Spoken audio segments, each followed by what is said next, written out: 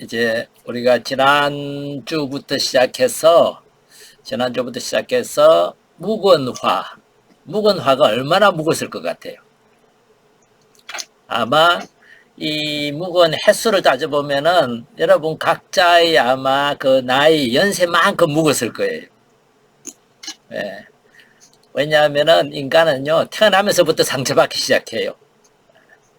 단지 기억만 못할 뿐이지 상처받는단 말이에요. 근데 그 상처가 이제 크기에 따라서 우리 안에 이렇게 아직까지 남아있을 수도 있고, 그 다음에 이제 자그마한, 어쩌면은 좀 사소하고 단순하다고 할 수 있을까요?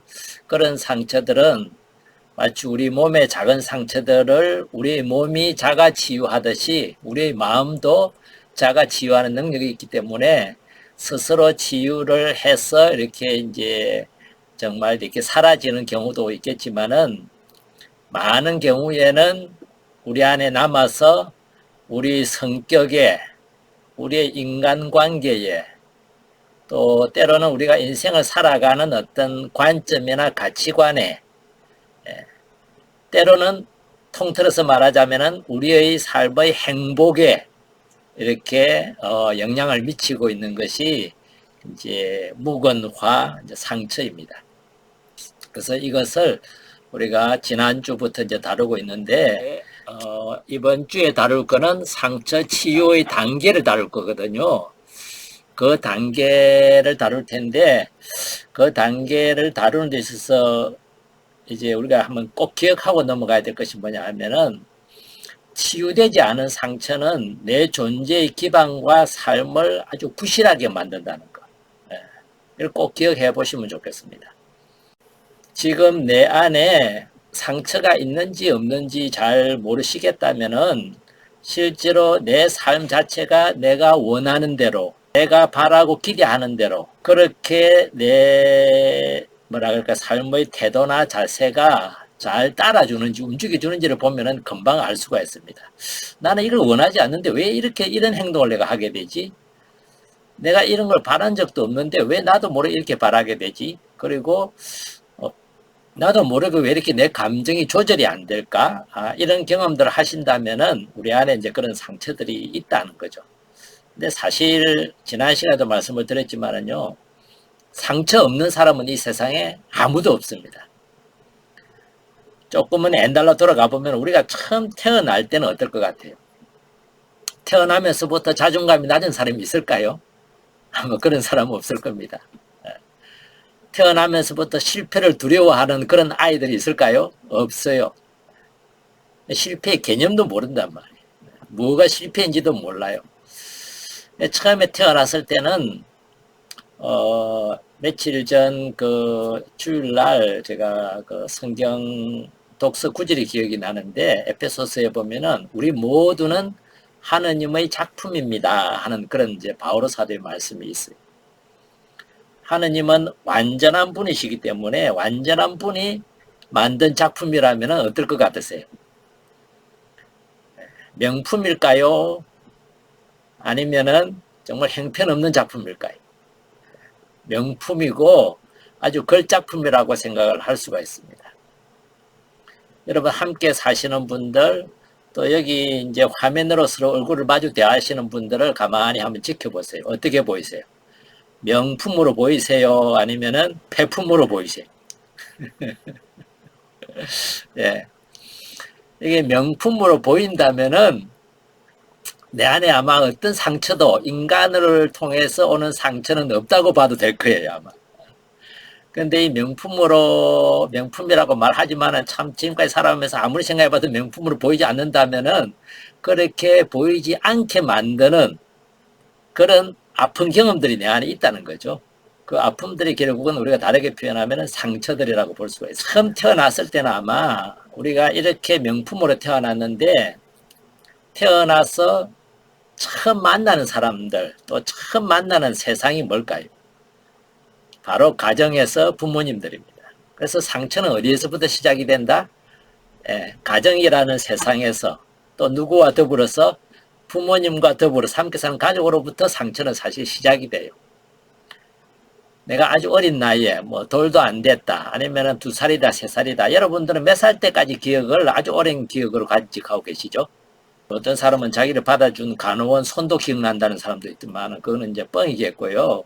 저는 4살 때 5살 때가 기억이 나요. 그때 제가 어떻게 4살 때 5살 때인지를 알았냐 하면은요. 제가 집을 짓고 있다는 기억이 났어요. 제가 짓는 게 아니라 우리 집을 짓고 있었는데 시골 집을 그때 마을 사람들이 모여서 짓고 있었는데 그때 그 집을 짓고 있는 그 장면들이 제가 기억이 나요. 그런데 그때 제가 뭔가 집 짓는 사람을 도와주겠다고 아마 그 주변에서 자꾸 얼쩡거렸나 봐요. 그래서 혼이 난 기억이 나거든요.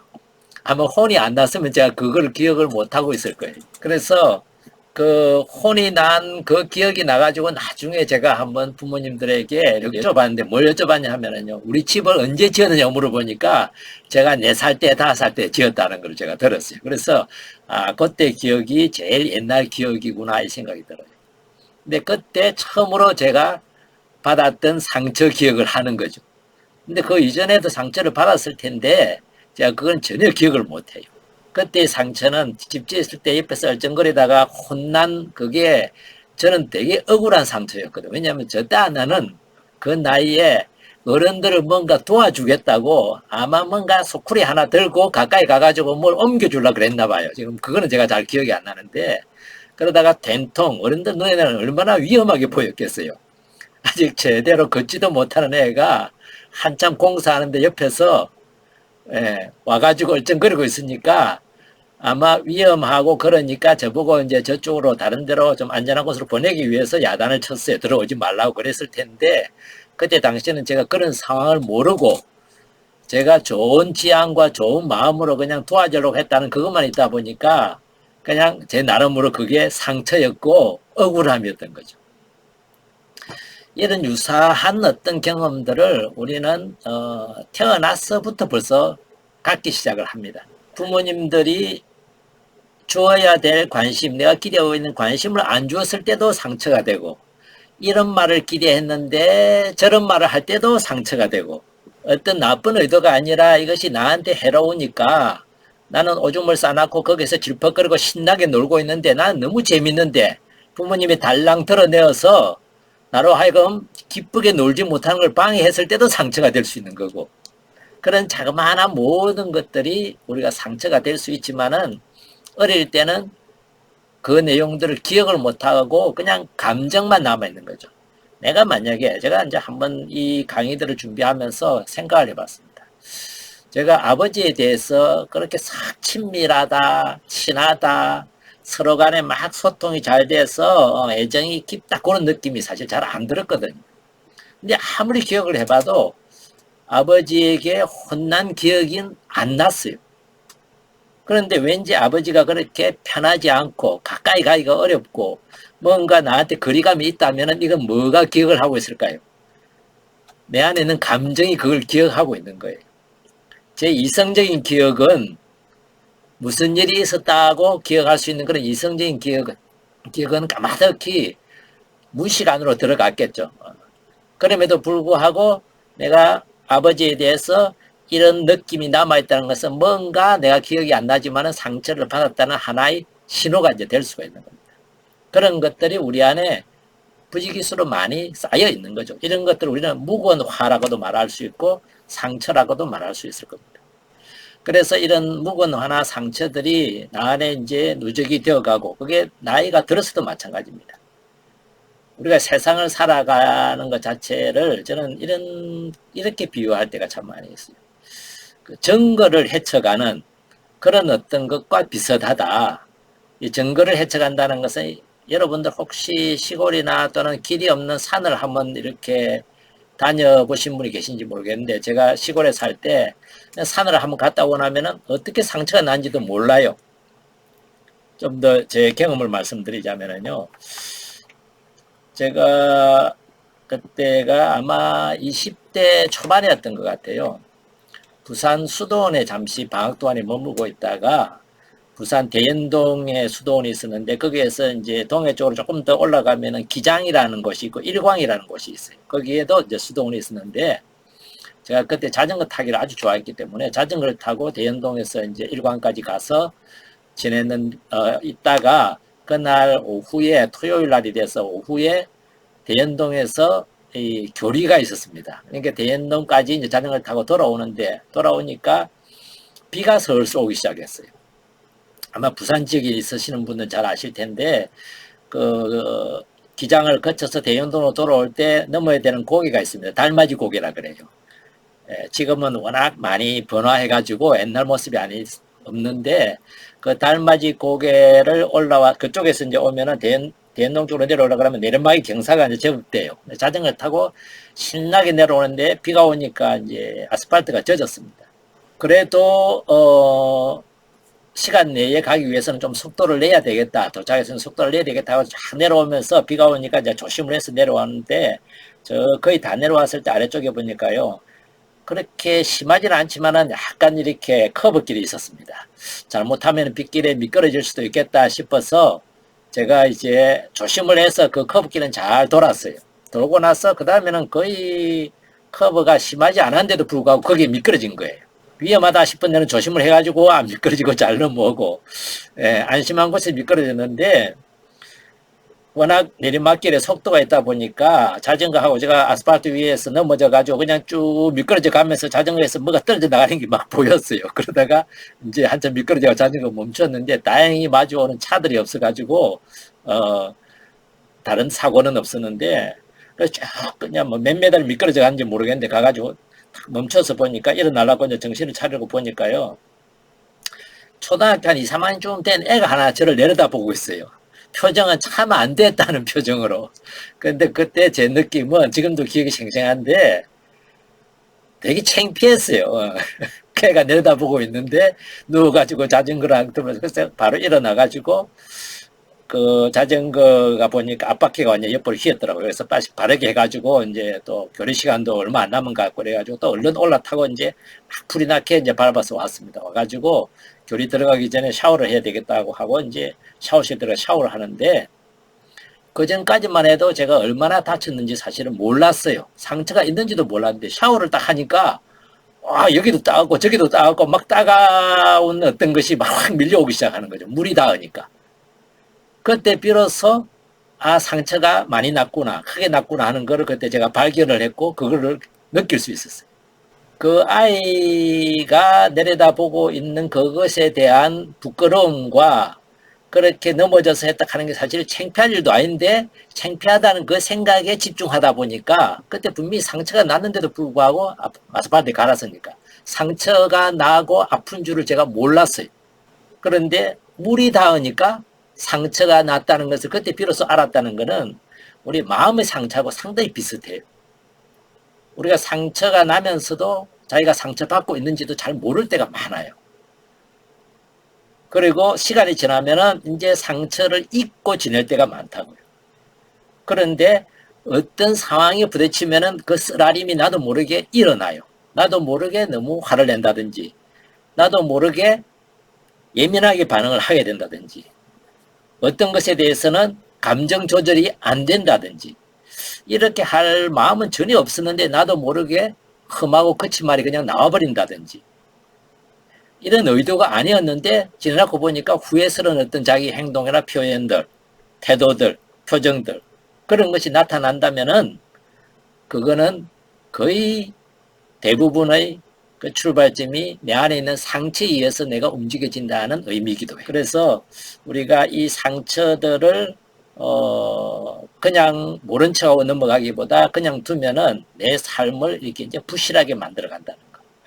그걸 우리가 꼭 기억하시면 좋겠고요. 그 다음에는 이 상처는 치유가 돼요. 그게 희망적인 거죠. 그죠?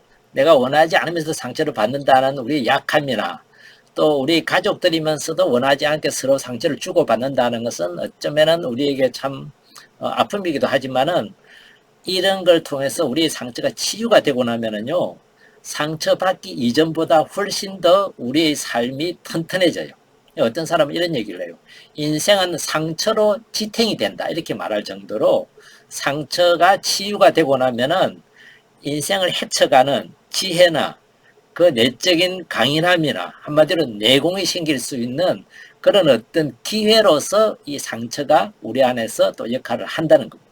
많은 경우에 우리가 상처를 이렇게 받으면서도 치유하는 방법을 잘 모르기 때문에 우리가 지난 시간에 봤듯이 다양하게 그냥 자기 나름대로 상처를 해결하려고 그럽니다. 못 본 척 하거나 그냥 참거나 그냥 회피하거나 그러죠. 그죠? 마취시키거나 스스로 자학하거나 더 이상 받지 않기 위해서 다른 사람과 고립이 되는 어떤 그런 삶을 살거나 다양하게 상처를 회피하지만은 그래도 비교적 상처 치유에 효과적이라고 여겨지는 나름으로 우리가 본능적으로 타고난 또는 터득한 그것이 뭐냐면 안갚음하기, 복수하는 거. 이 복수를 하고 나면은요, 안갚음을 하고 나면 이게 안갚음이 되었다고 스스로 가지고 있는 기준에 맞게 안갚음이 됐다면 어때요? 상처는 치유가 되기 시작해요. 그런 경험들 때문에 사람들은 이 복수나 안갚음을 내려놓기가 참 어려워요. 상처는 치유될 수 있을지 모르지만 다른 사람이 상처를 받게 되고 그 상처는 또 나한테 되돌아오고 사랑하는 사람과의 관계에서 만약에 이런 일이 반복이 된다면 어떨까요? 사랑은 사라질 수밖에 없고 서로에 대한 미움이나 정오나 한마디로 말 그대로 왼수가 되는 거죠. 그죠? 예. 정말 친밀한 감정, 서로가 의지할 수 있는 감정, 신뢰할 수 있는 감정들은 이런 안갚음에 대한 어떤 그런 것 때문에 점점 식어가고 결국은 원수가 되어서 이렇게 갈라지게 되는, 안 보게 되는. 그래서 우리나라에서도 보면은요, 부모와 자녀 간에서도 그런 것이 비일비재하고, 부부 간에는 더 말할 필요도 없고, 형제 간에도 그런 일이 드물지 않게 이렇게 보게 됩니다. 이거는 뭐냐 하면은, 보이지 않게 뭐 크게 하지 않는다 하더라도 안갚음이 그 안에 들어가게 되면은 결국 이렇게 찢어지게 되는 거죠. 그래서 상처를 안갚음이라는 복수라는 어떤 그런 것으로 해결하려고 그러면은 얻는 것보다 잃는 것이 훨씬 더 많다는 것을 우리가 이제 꼭 기억해야 될 거라고 생각을 합니다. 그래서 치유는 분명히 된다. 누구든 상처는 받지만은 이 상처는 치유될 수 있다. 근데 여기서 제가 분명히 이제 현실적인 어떤 걸 언급을 해야 되겠습니다. 100% 모든 상처가 치유된다고 말할 수는 없을 겁니다. 그렇다면은 어떤 상처는 안고 갈 수 있는 그 상처와 함께 갈 수 있는 그런 능력이나 그런 힘을 키우는 것도 중요한 겁니다. 그래서 우리 안에서 이 상처를 어떻게 치유를 하고 어떻게 갖고 갈까? 그것을 우리는 이제 그 과정을 우리는 상처의 치유 단계라고 이렇게 이제 말을 합니다. 이 상처의 치유 단계를 간단하게 이렇게 한번 보면은요, 한번 쭉 읽어보고 잠시 쉬셨다가 우리가 계속해서 말씀을 드리도록 하겠습니다.